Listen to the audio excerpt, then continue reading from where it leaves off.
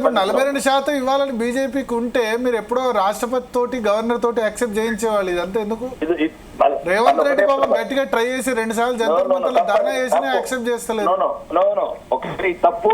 ఈ తెలంగాణ ప్రజలకు మేము ప్రస్తుతంగా చెప్తాం. ఎందుకంటే భారతదేశంలో 29 రాష్ట్రాలు ఉన్నాయి, ఒక తెలంగాణ రాష్ట్రం లేదు. ఇది ఒక భారత దేశాన్ని గురించి మొత్తం ఈ చట్టం మార్చాల్సిన అవసరం ఉంటుంది. దానికి ఎన్నో ప్రణాళికలు, ఎన్నో ప్రయాసాలు ఉంటాయి. 29 రాష్ట్రాలను ఒప్పియాలా. ఇప్పుడు రేవంత్ రెడ్డి లాగా రాహుల్ గాంధీ కూడా ఒప్పుకుంటే ముఖ్యమంత్రి కాలేడు.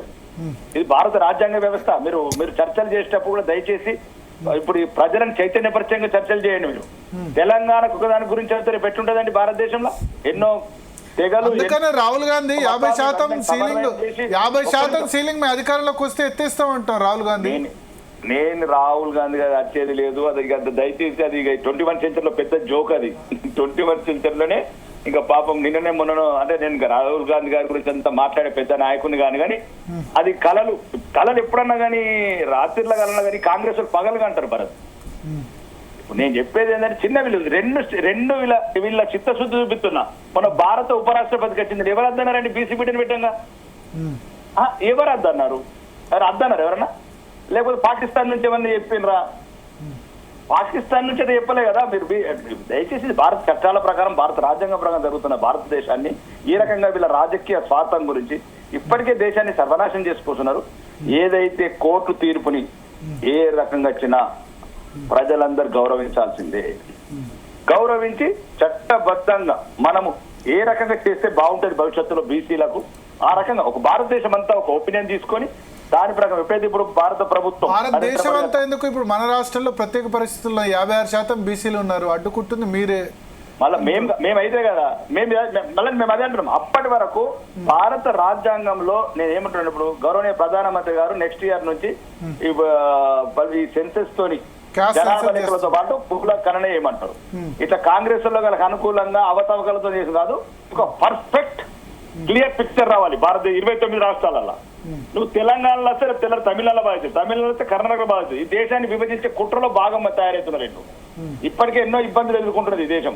కాబట్టి ఒక పర్ఫెక్ట్ సైంటిఫిక్ డాటా తీసుకొని దాని ప్రకారం అన్ని పార్టీల అభిప్రాయాలు తీసుకొని భారతదేశంలో ఉన్న అన్ని అంటే అదే మంచి ఏదైతే గుర్తింపు గల పార్టీలు ప్రతిపక్ష పార్టీని ఒక ఇంటలెక్చువల్ మీటింగ్స్ పెట్టి అప్పుడు రాజ్యాంగ సవరణ చేసి దాన్ని ఏ రకంగా చేస్తారు ప్రభుత్వం ఆలోచించి బీసీలకు న్యాయం చేస్తాం. ఒకటి అంటే మీరు అన్న 2029 వరకు కాదు ఇక 42% రిజర్వేషన్ కామారెడ్డి డిక్లరేషన్.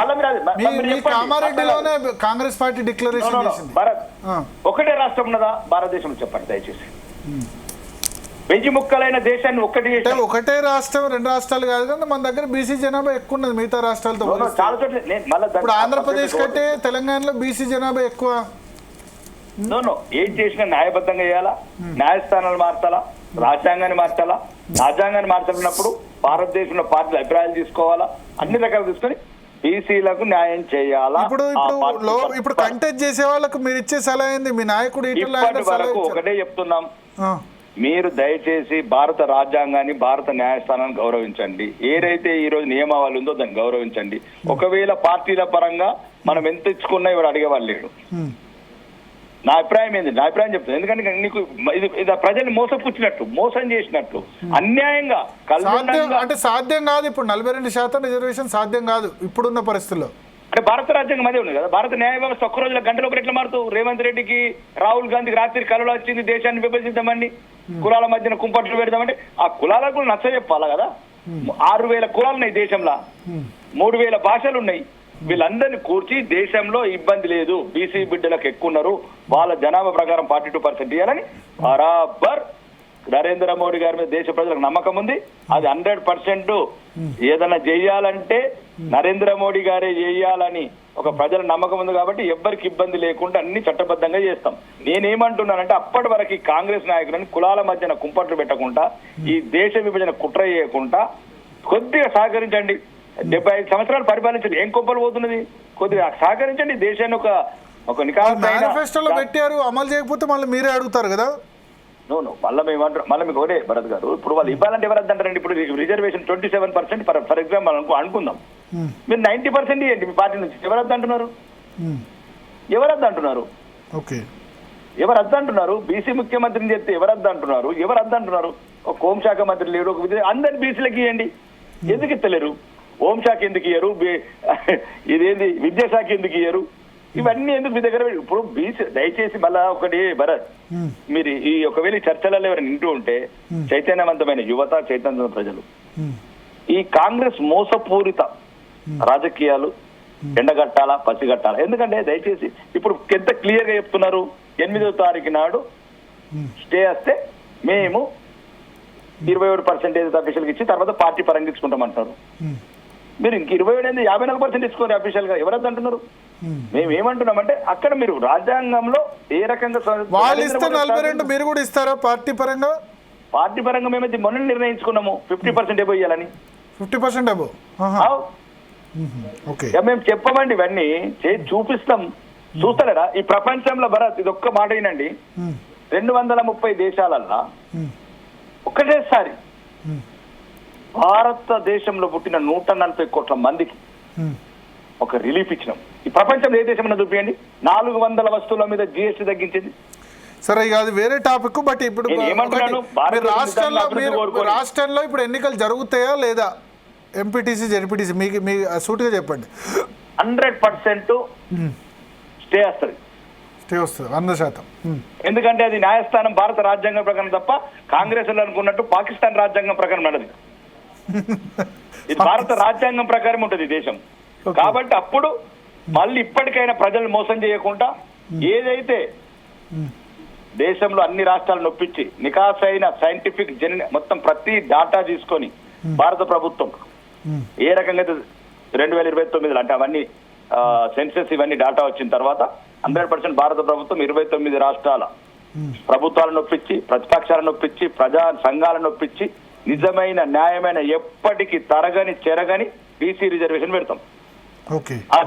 అది నిలుస్తుంది, ఎప్పటికి ఉంటది. ఇప్పటి వరకు మాత్రం కాంగ్రెస్ మోసపూరిత రాజకీయాలు, ఈ దేశ విచ్ఛిన్నకర రాజకీయాలు చేయకుండా మీ పార్టీ బీసీలకు రిజర్వేషన్ ఇస్తే దేశ విచ్ఛిన్నకర రాజకీయాలు ఎట్లా అవుతాయి? ఏమంటారంటే ఇప్పుడు సైంటిఫిక్ చేయకపోతే కష్టం అవుతాయి. ఇప్పుడు మా దగ్గరే ఉన్నది, ఆడ బీసీలే లేరు, బీసీ రిజర్వేషన్ ఇచ్చారు. ఆ విలేజ్ అంతా నా దగ్గర కూర్చున్నారు. ఎక్కడ? తండానా? ఏదన్నా తాండాలోనే చాలా చోట్ల అవగతవగలు. దీని వల్ల మళ్ళా ప్రజల మధ్యన ఒక అంతర్గత ఒక గొడవలు అవుతాయి. ఇప్పుడు ఒక ఊర్లో ఒకటే వాడ ఉన్నది, ఇప్పుడు ఒకటే వాడు ఉంటే దానికి వచ్చింది, 12 వాడలకు రాలేదు. అవి అంతర్గత. నేను ఏమంటున్నాను, దయచేసి వీళ్ళు రాజకీయ దురుద్దేశంతో ఎటువంటి అనుభవం లేని అధికారులను పెట్టి అడ్డదిడ్డంగా అవకతవకలతోని వాళ్ళ రాజకీయ దురుద్దేశాలతోని ఈ రిజర్వేషన్ ప్రక్రియను చేపట్టారు. కాబట్టి ఇది ఇట్లాంటి వల్ల అంతర్గత ఒక క్లియర్ డాటా వచ్చిన తర్వాత అది 100%. ఇప్పుడు నీకు భారత కేంద్ర ప్రభుత్వం చేసిందంటే తెలంగాణకు ప్రత్యేకంగా, తమిళనాడుకు ప్రత్యేకంగా, కర్ణాటక ప్రత్యేకంగా ఉండదు మనకు. ఇది భారతదేశ సార్వభౌమాన్ని దృష్టిలో పెట్టుకొని ఏ భారత రాజ్యాంగ నిర్మాతలు ఏదైతే భారత రాజ్యాంగాన్ని రాశారో ఆ రాజ్యాంగ స్ఫూర్తి దెబ్బతినకుండా దాన్ని మేము ముందుకు తీసుకెళ్తాం. అదొక నరేంద్ర మోడీ గారికి సాధ్యమవుతుంది. ఎందుకంటే 75 సంవత్సరాలల్లా ఈ ఏదైతే కులగణన అనేది లేదు, గవర్నమెంట్ ఆఫ్ ఇండియా ఎప్పుడు చేయలేదు. ఫస్ట్ టైం నరేంద్ర మోడీ గారి నాయకత్వం జరుగుతుంది. కాబట్టి అప్పటి వరకు ఇవన్నీ సవరించి పర్ఫెక్ట్ చేసే వరకు ఆగల. అప్పటి వరకు ఏ హైకోర్టులో అయినా, ఏ కోర్టులో అయినా భారత ఇండియన్ కాన్స్టిట్యూషన్ ప్రకారం ఏదైతే ఉందో దాని ప్రకారమే వాళ్ళు ఆర్డర్ ఇస్తారు, దాని ప్రకారమే తీర్పులు ఇస్తారు. ప్రతి ఒక్కరికి తెలిసి కాంగ్రెస్ ఒక పన్నాగమైన రాజకీయం తెలంగాణ ప్రజలను మభ్య పెట్టడానికి, మోసం చేయడానికి, వాళ్ళని ఈ రకంగా రాజకీయ ఉద్దేశాలతో ఇబ్బంది పెట్టడానికి ఈ చర్యలు చేస్తున్నది, ఇట్లాంటి ఆటలు ఆడుతున్నది. తెలంగాణ ప్రజలు మేల్కొనాలి. దయచేసి మేము ఎప్పటి వరకు ఈ ప్రక్రియ కొనసాగుతుందో, ఏదైతే రాజ్యాంగ సవరణ వచ్చే వరకు, అప్పటి వరకు బీసీలకు 42 కాదు కదా 50% ఇవ్వడానికి భారతీయ జనతా పార్టీ సిద్ధంగా ఉంది. Okay sir, thank you.